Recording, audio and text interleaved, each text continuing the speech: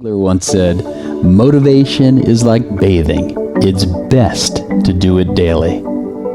Have you ever had the pleasure of listening to a great motivational speaker? In the presence of such eloquent energy, you can feel the best within yourself. It is as if they found a switch within you and magically turned it on.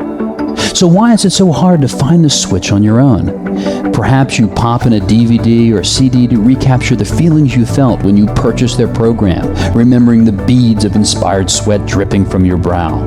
The supercharged concepts and sublime stories trigger that unstoppable feeling, and voila!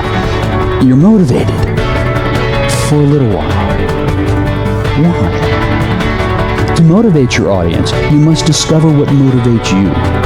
Translate your energy into your listeners' emotions and invite their senses to come alive. Imagine a lemon. See the bright yellow rind. Cut it in half. Hear the sound of the knife cutting through the flesh. Feel the sprinkle of juice leak onto your fingers. Now cut it again. Notice the spray of the juice. Watch out so none gets in your eyes. Now, take a section of the lemon and bring it to your lips.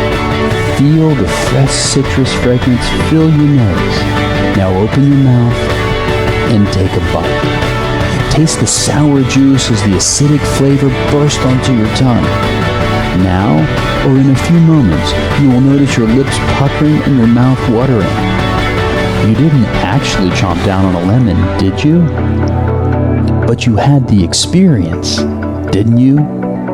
A vivid description invites your listener's senses to come alive.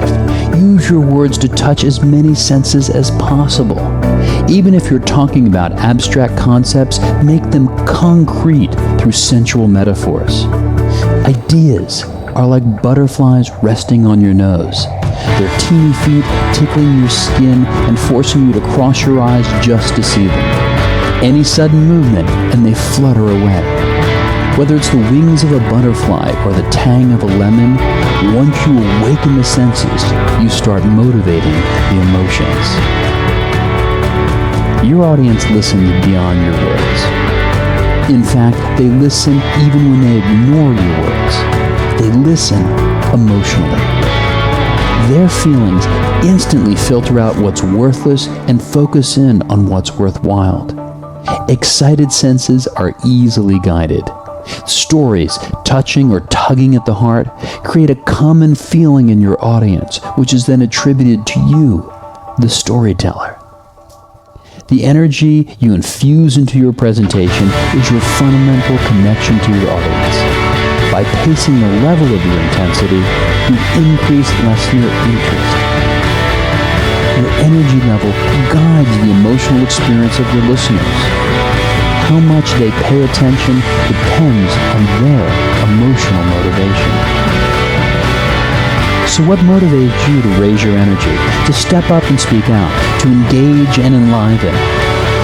It is often such an intimate part of you, you can't even see it. Why? Because you are so accustomed to looking through your motives, you rarely look at them. What motivates you is simply what fills you with energy. Ineffective speakers tell other people's stories, which they found motivational. This rarely works because you're not connected to the story. It's not your story. Your great speeches will flow out of discovering why a story or an idea touches you. When you share the story of your discovery, you recapture the energy and convey your emotions naturally. When you stop trying to motivate your listeners and simply present what motivates you, to your surprise and your audience delight, everyone feels motivated. Motivational speaking is a function of personal dynamism, not content. The force of your dynamism